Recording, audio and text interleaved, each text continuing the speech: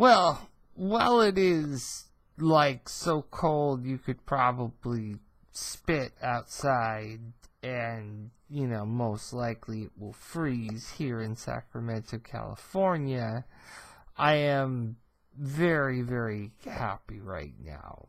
And the reason why is mainly because of two things. The build to WrestleMania and TakeOver New Orleans is great. And the fact that this year I'm a part of something that I feel is very big, which is, SPW's anniversary show.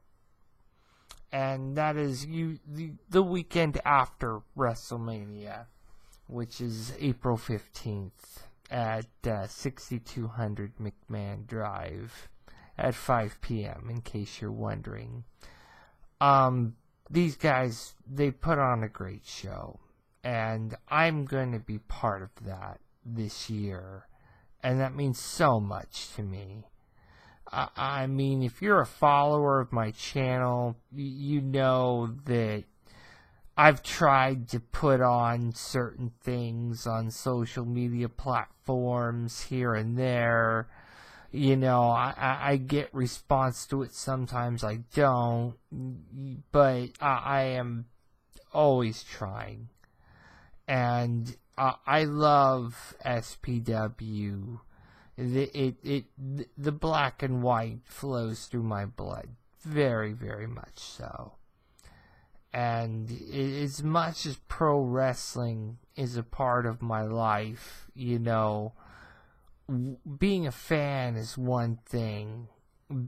Working for a promotion is entirely another. But I'm proud to be both. Now, getting to my review of WWE this week. This is really beginning to feel like WrestleMania season. And a WrestleMania season that we are really going to enjoy. And so many things are happening in synchronization. On Raw, on SmackDown, on NXT, even on 205 Live. Good things are happening. And they're all happening at the right time, exactly when they should be. And let's go to the first and most obvious thing this week. And I got the message about this on Tuesday noon, and it was pouring down rain. And I was at the Casunas River College's, cafeteria. And, I just had my phone with me. It beeps, and I get the update that Daniel Bryan had been cleared to wrestle. This is a guy that since 2016 has not been able to wrestle and was forced into retirement. This guy, for 2 years, was so miserable, but he fought for it. He said, I'm going to find someone to say yes. And then I'm going to find another person to say yes. And that's exactly what he did. It was a lot of yeses until enough people said yes that he was able to take that evidence to their doctors and have them look at it, have them say yes. It's huge. And it's even more huge going into WrestleMania. I mean, Daniel Bryan at a WrestleMania that has a card this stacked already. This is huge.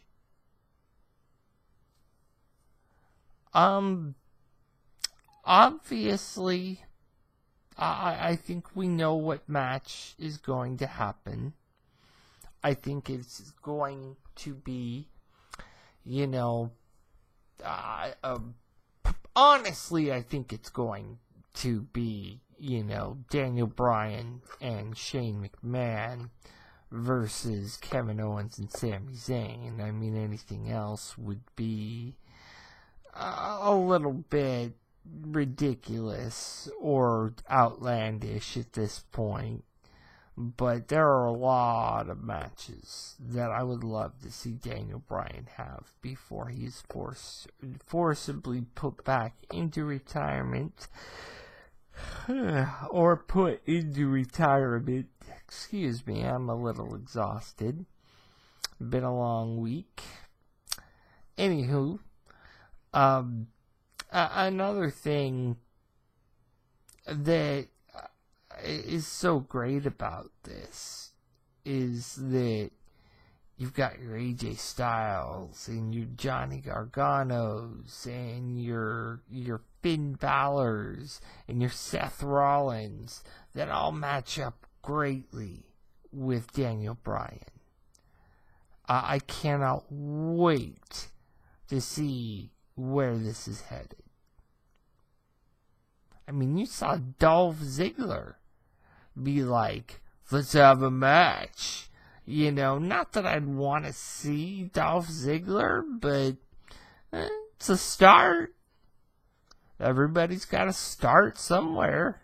I mean, if you haven't wrestled for 2 years. But this is the big one for me. Then this has to happen at some point. I think it was a year ago, or a year and a half, something like that.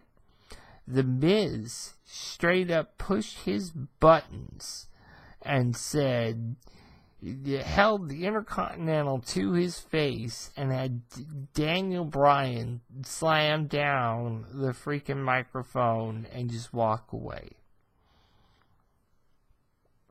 I hear later on, apparently, and this was from earlier this year, Miz cut a promo on somebody's talk show that he did that because he got a dark match on SmackDown and he was just going to lay it all out there. He didn't care.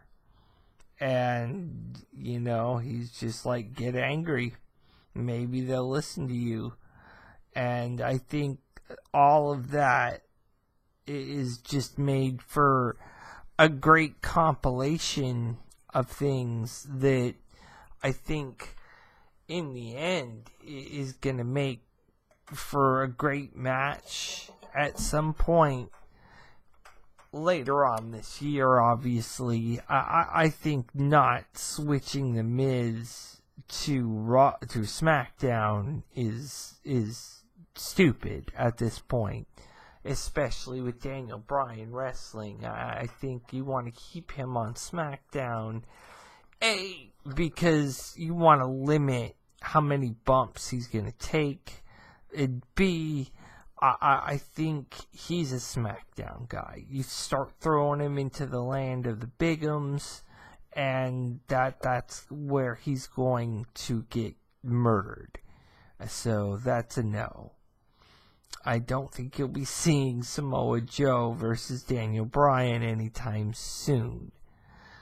So I think anyone fantasizing about that needs to realize it's not going to happen.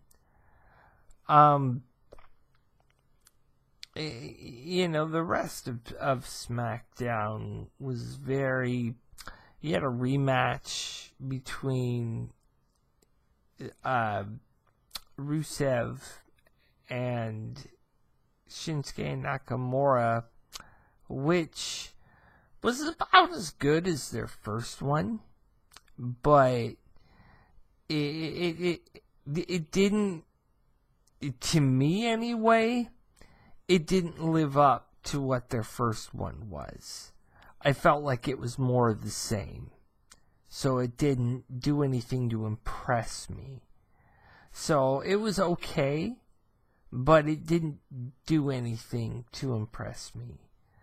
You had another freaking tag match with the women.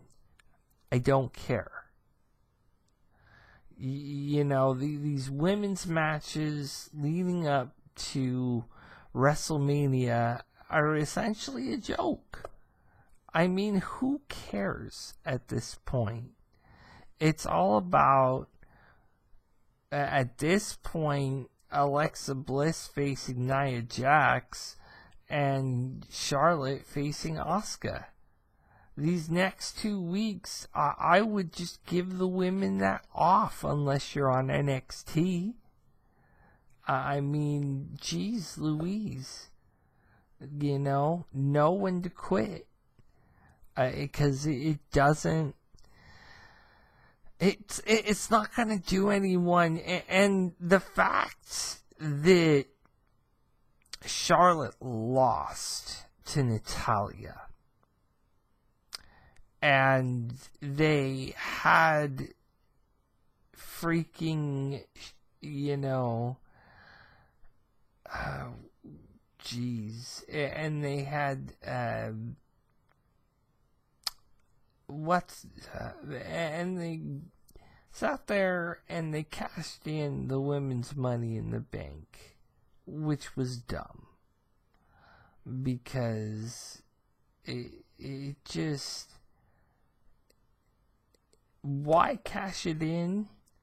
And you're sitting there and you're waving out a ref, which it just was done very sloppily, and I feel like the whole thing could have been done much, much, much better.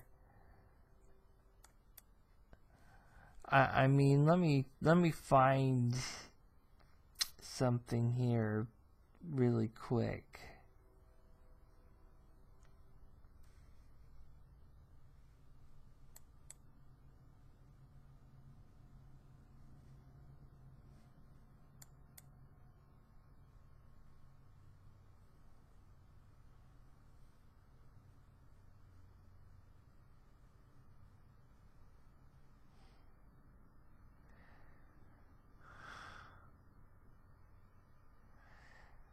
So,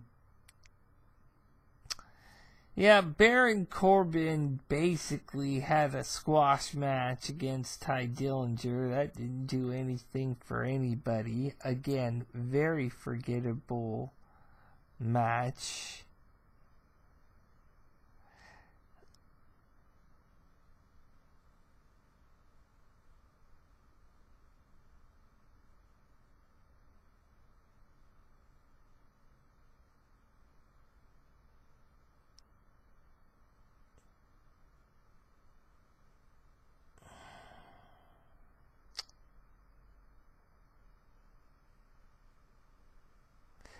Yeah, Carmella tried to make her way to the ring and was sitting there trying to wave out a ref. And the fact of the matter is, why are you trying to wave out a ref when there's already a ref in the ring?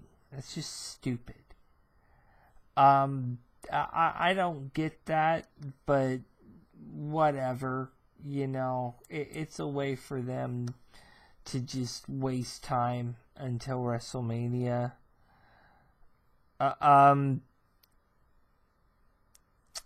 They had Jimmy Uso versus Luke Harper, and Luke Harper won this one with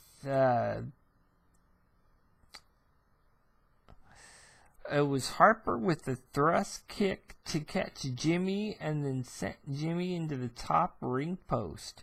Harper with the discus clothesline for a 3 count on Jimmy. So the Bludgeon Brothers are starting to look pretty good. I'm going to be honest. Those guys, I like what we're seeing out of the Bludgeon Brothers. I think that we need to see more of these guys on TV. And I think we need to see less of the, we need to see these guys given more of a chance. And I'm glad that they're being given that chance.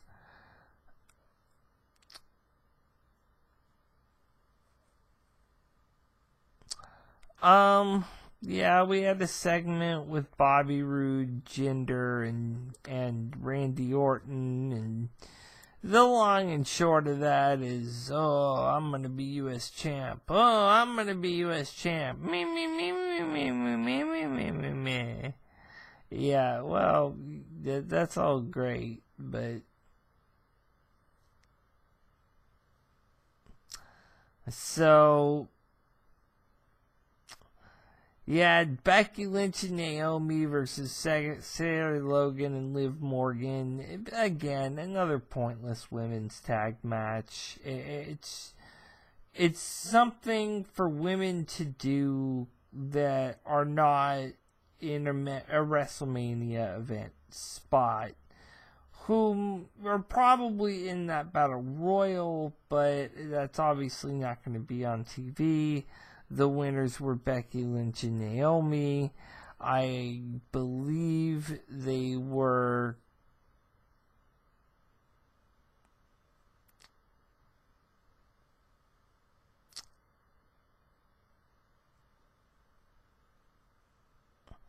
Yeah, they defeated the Riot Squad and beat them out of the ring after they won. So this was a win for them, and a win that probably gets them more hyped up, getting over against the Riot Squad.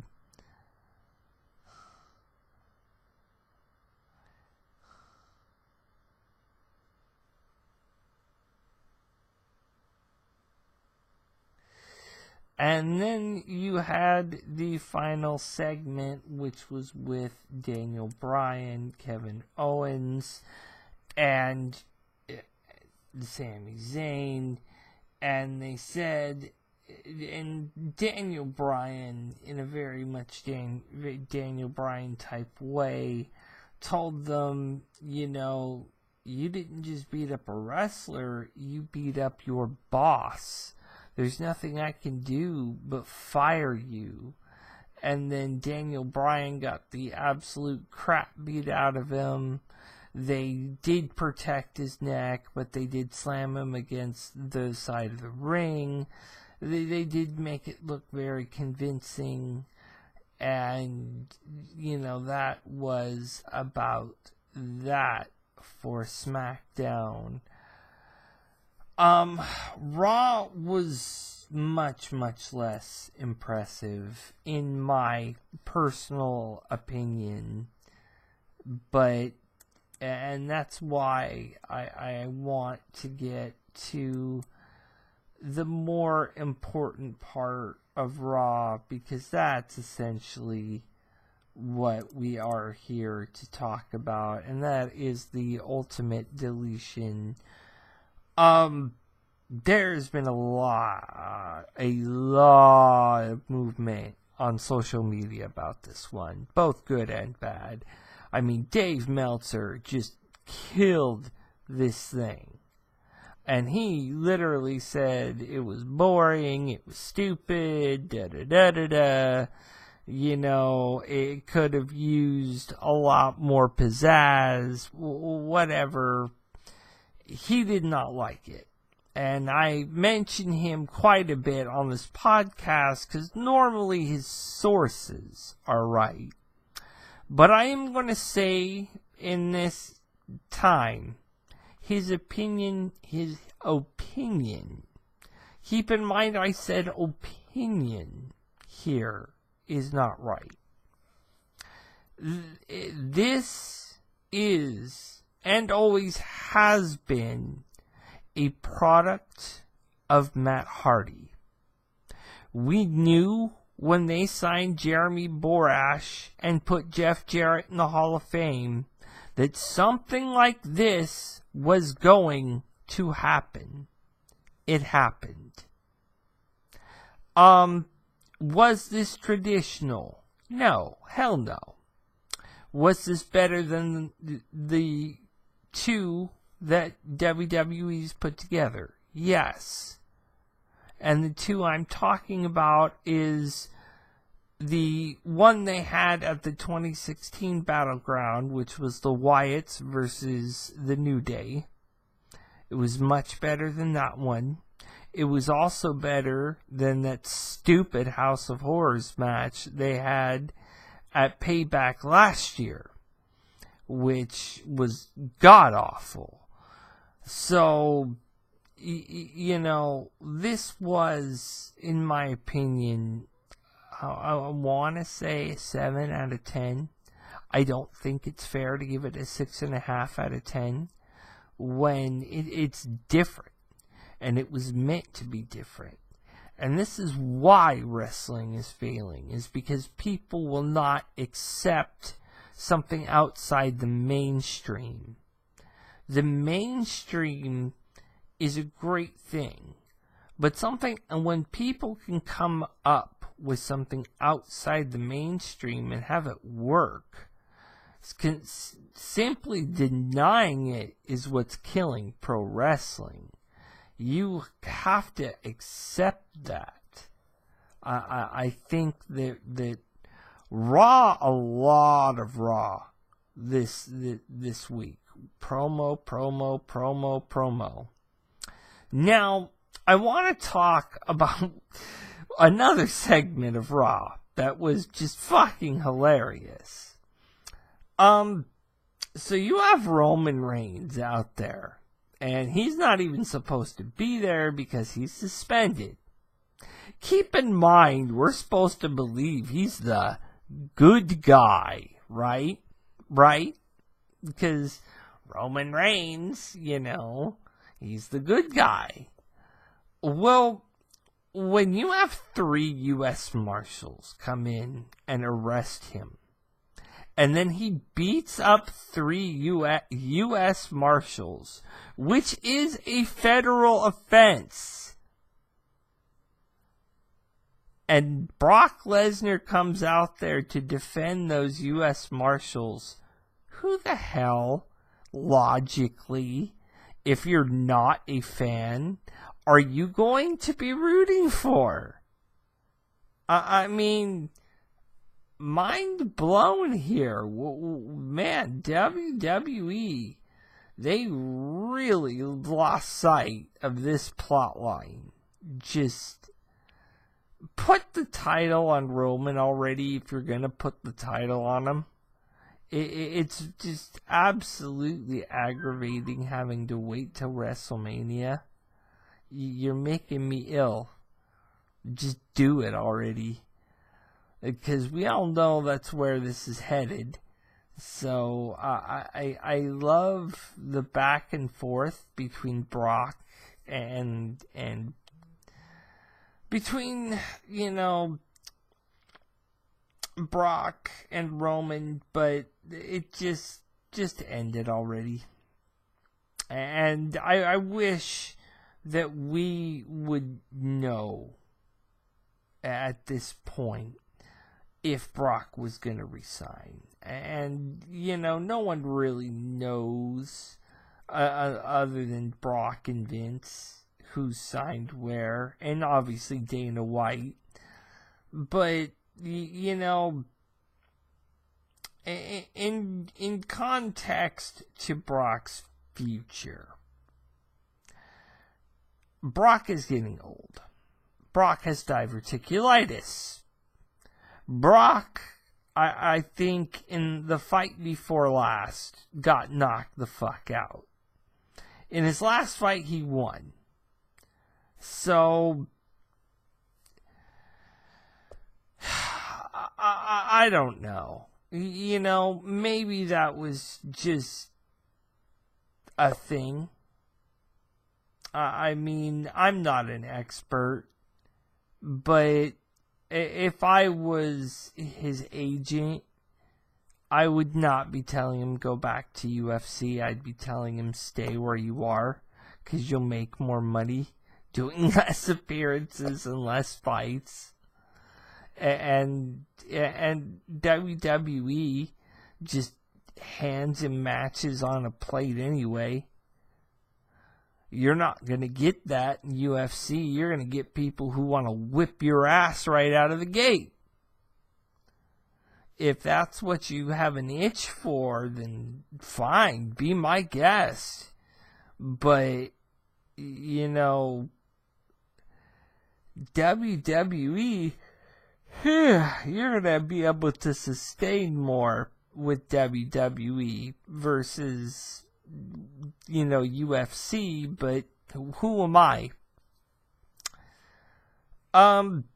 Outside of Ultimate Deletion and what else I have proposed, the other thing is that they're teasing, you know, Braun Strowman's partner. They haven't released that to us. Obviously, it's got to be Elias. If it's not Elias, I don't know who it is. There are some conspiracy theories on the internet about it being quote-unquote James Ellsworth. I'm here to tell you that shit is as false as the day is long. That is not happening. Ellsworth, or whatever his name is, himself has said that is not happening. So he's booked that weekend anyway. So I don't see how that's going to happen. Yeah. The ideology behind this is that either he's going to go in and defend the belts by himself, or he's going to defend with Elias. My guess is Elias, because him and Elias would make a good team. Elias needs something to do, and if there's a way to propel both men to said title, then that would be a good way to do it.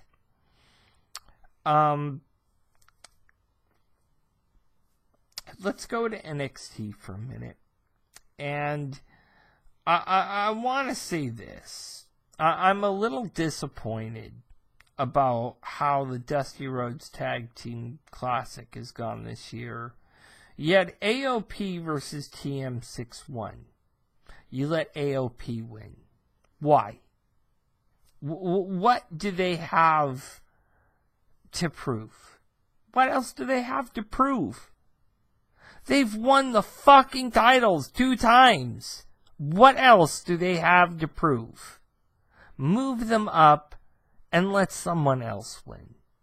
That win should have gone to TM61, especially with that being a rematch of last year's finals. Bull fucking shit. Then you have Sanity fighting I think it was the Street Profits?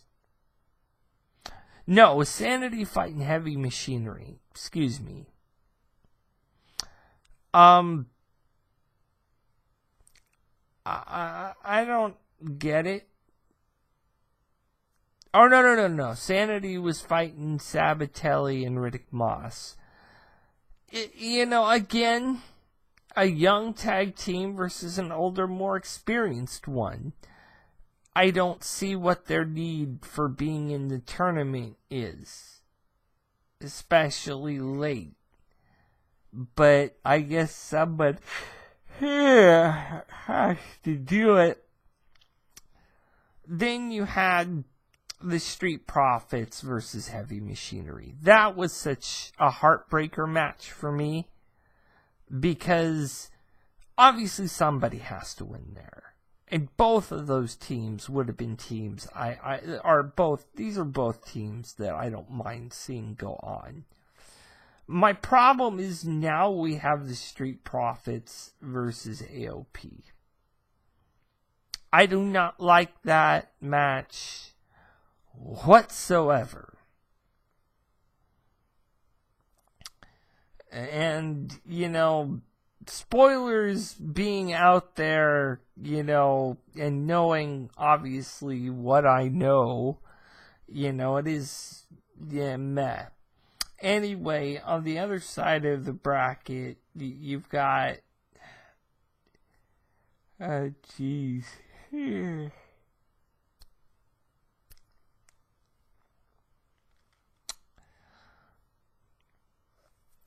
On the other side of the bracket, you have got, excuse me for a moment, this computer is freezing.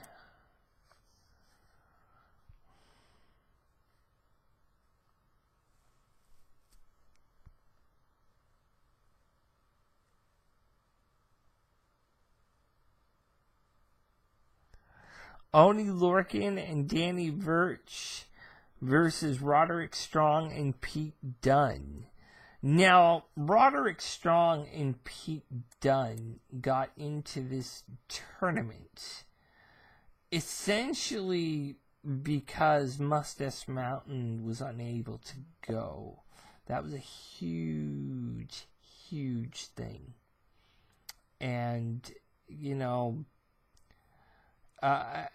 and I feel bad for Tyler Bate for not being able to go, because I know this is probably something he would have wanted to do. But despite that, this was a great match, and I think that Pete Dunne and Roderick Strong are going to make for a decent team. This is their second time teaming up, so I guess here we go. It's an odd tag team, but a decent tag team. Beyond that, you know, they won, and it was a great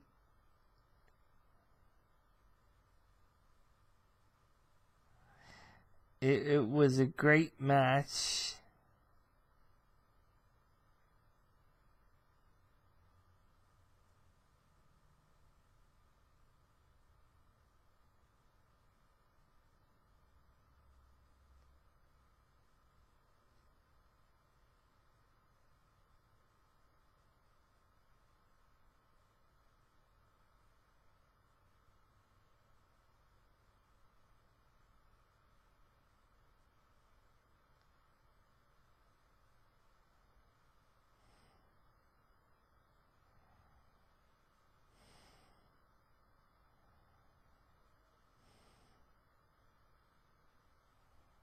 Huh. Well, they won because of a knockout punch. There it is. They won because of a knockout punch. And then they also won because they got the backbreaker pin on Danny Burch. Yeah, that backbreaker too. That oof. From Roderick Strong, I don't care what weight class you are. And you know, that's how you know they have big plans for Roderick Strong. Because they've had him around the NXT title, the light heavyweight, or the cruiserweight title, the NXT tag title, the UK title. They've had him around 4 fucking titles. This guy is going to do something. So it depends on when and where they decide to pull the trigger. They had a match between Aaliyah and Ember Moon.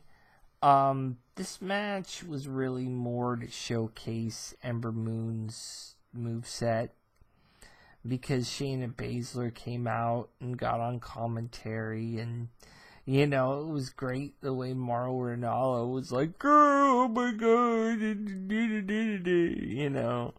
I love the way that he's very old school about those kind of things, and I love that about Mauro. That's what makes him such a great package, is that he's smart. He plays the part well, and that's why I love him back in the WWE. He does what he does very well, and he deserves it. And the match itself wasn't all that impressive, but it was what it was. But, it did what it needed to do for Ember Moon as she was holding up the title at the end of the match and Shayna Baszler stands up. I was waiting for Kairi Sane to jump her from behind, but no, I guess we're going to have to wait on that one.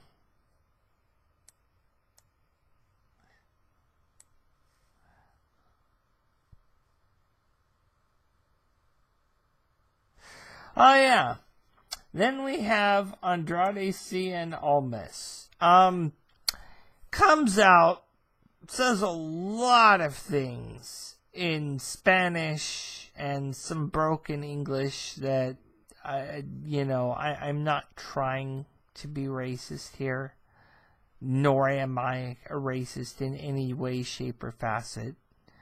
But I honestly, to God, could not understand what this guy was saying. And I've gone back and watched that like 5 times. The only thing I could understand was what they blanked out was when he called Aleister Black a piece of shit. And that was like, whoa, I thought this was PG, Obviously taking advantage of the fact that not everything is PG.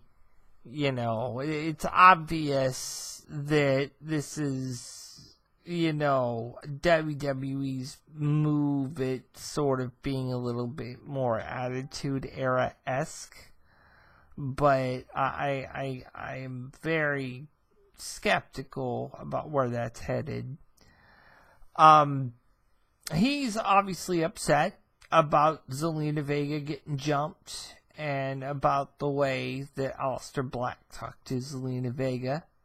So I think the mind games of Aleister Black are working. So again, great moves toward, WrestleMania weekend. Maybe not the teams I want to win, but if we do get, the matches we're supposed to get from what I've been hearing, and I won't spoil any of that for you, I'm very excited. And one of the better parts of this was Tommaso Ciampa coming out. And I want to talk about this. And this is what makes a great heel. And you guys wonder what I say with heel heat versus get the fuck off my television heat.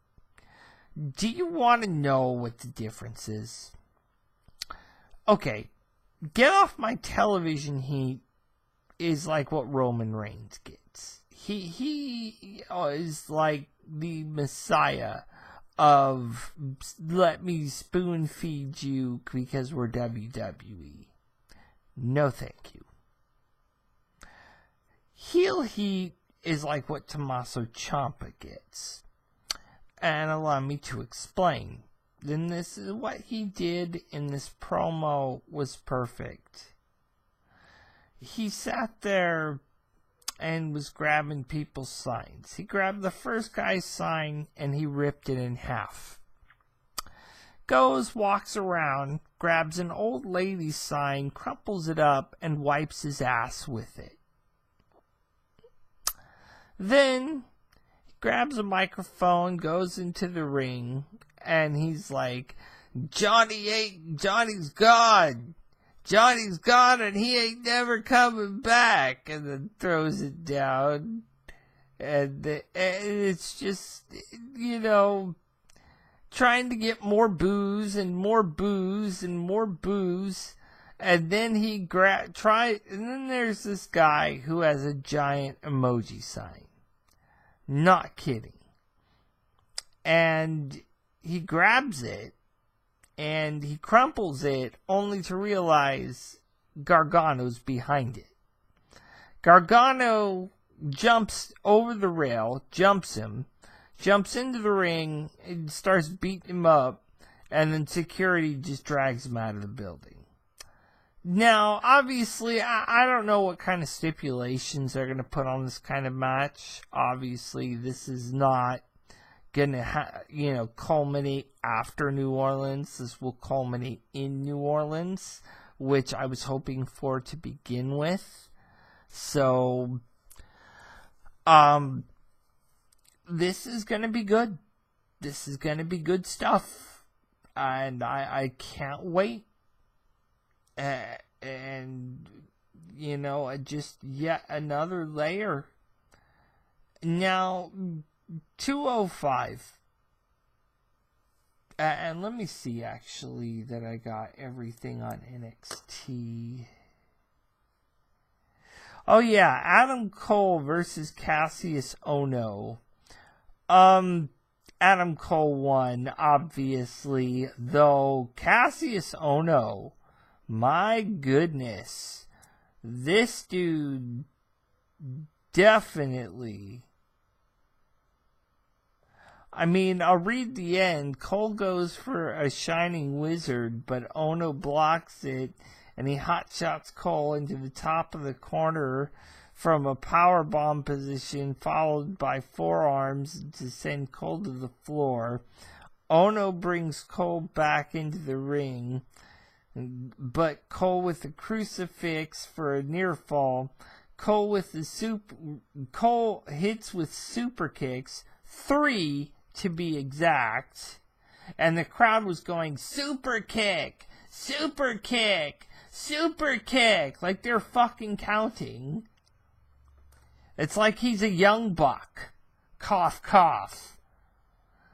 And another blockbuster neck breaker, and the last shot for the 3 count. Cole is the it factor right now. I think Cole is the next Shawn Michaels. You can agree or disagree with me, but I think we were wrong with Ziggler. I think I am absolutely right with Adam Cole. He is the next Shawn Michaels. He is young enough, he's powerful enough, and he's got the longevity. He is the next Shawn Michaels. Your cruiserweights that are going to WrestleMania, and I hope to God this is on the main card, it is going to be Cedric Alexander versus Mustafa Ali. These guys don't hate each other. There's no beef there. It's just two great athletes that are fighting at WrestleMania. I'm actually excited for this match. I've seen what these guys have had to pull out. What else is there to say? This is gonna be a barn burner, and it would be very, very, very stupid for them to put this on, I think, first or second. I think second would be a good spot for it. But, let something like I don't know, the Raw Women's title, if you're going to force that into the main card, let that be first and let the Cruiserweights be second. Because no one gives a shit about the Raw Women's title right now. Alexa Bliss has had that for a year. No one cares anymore. Like Brock Lesnar. Brock? 21-1-1. Brock? Don't piss off the beast. Brock? Don't break the 11th commandment. Yeah, Brock Lesnar is just to me. I wish it was someone else taking the title from him at WrestleMania, but whatever. Anyway, this has been Sacktown Slam. If you are in the Sacramento area, I highly suggest the SPW anniversary show on April 15th. I'm not going to stop with that one until after it is over. So come on down. And this has been Sacktown Slam, and this is Gary Maloney, and I am signing off.